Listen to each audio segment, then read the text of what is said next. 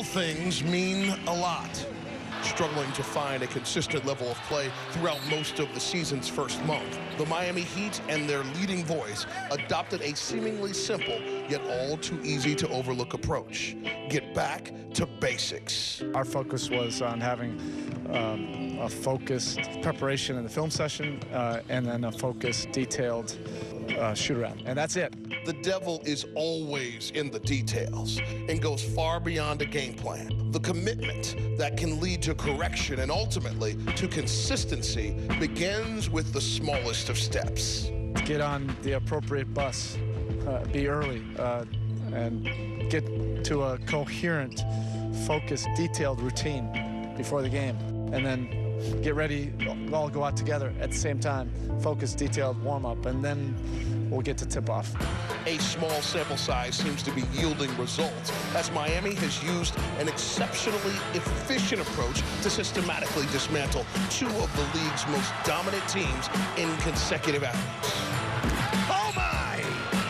A smashing finish for James Johnson. Raiders slams it through on a great inbounds play. We can't even get involved right now with the result. Obviously, we understand that that's what we're aiming for, but we got to check all these other boxes, learn winning habits first, and then we'll get to the result. Dragic picked his pocket. Johnson out to Ellington for a corner three. Kaboom! We're meal to meal. That's all we're focusing on right now is habits.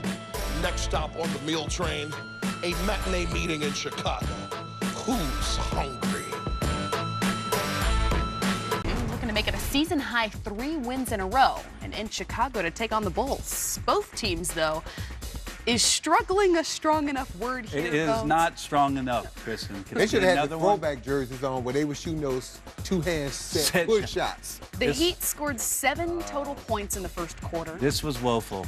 I feel bad for NBA.com's Steve Ashburner, who had to sit courtside. Don't feel bad for Ash Bones. He used to cover me in Minnesota. You know what? Don't feel that bad for his him. seats aren't courtside, but they're close enough to watch that first quarter. As Coach just pointed out, he's had it worse. The Bulls only had 13 points in that quarter. There was a second quarter. That's right, and both teams would inevitably improve. That's a high percentage shot by Whiteside right there.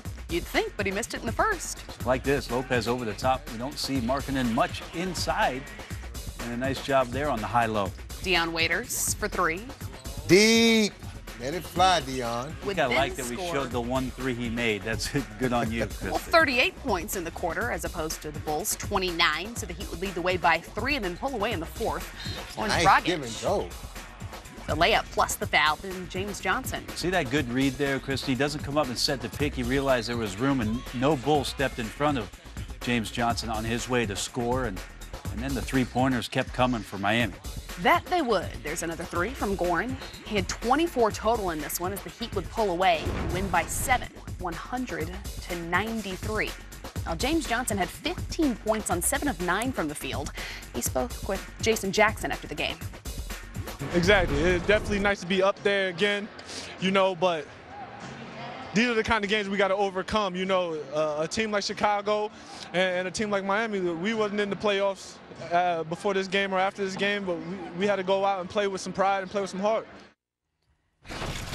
So the Miami Heat now have a season-high 3 in a row. They're now back over 500. It was their lowest scoring first quarter in team history, followed by the highest scoring quarter of the season. But it was a guy like Goran Dragic that was helping them to keep in this thing. 24 points on 7 of 11 from the field. Yeah, when Miami Christian is playing defense and they're moving the ball and they're pressuring you into turnovers, that's when they're at their best. They're not one of those teams where they're going to overwhelm you. A couple of nights ago, they did that with Minnesota. They got some open looks and knocked it down. But their core is playing hard, playing together, and playing deep.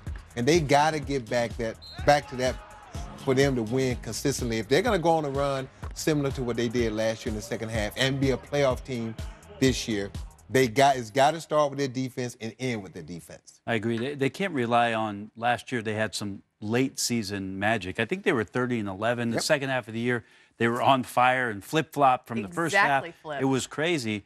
But what Eric Spoelstra is preaching to these guys is they've got to play meal to meal. I like this sentiment from Eric, and they've got to stay focused on the task at hand. If they get ahead of themselves, they're really not talented enough as a team to overtake most of the other good teams in the league. So it is about their process. They've got to get back to it.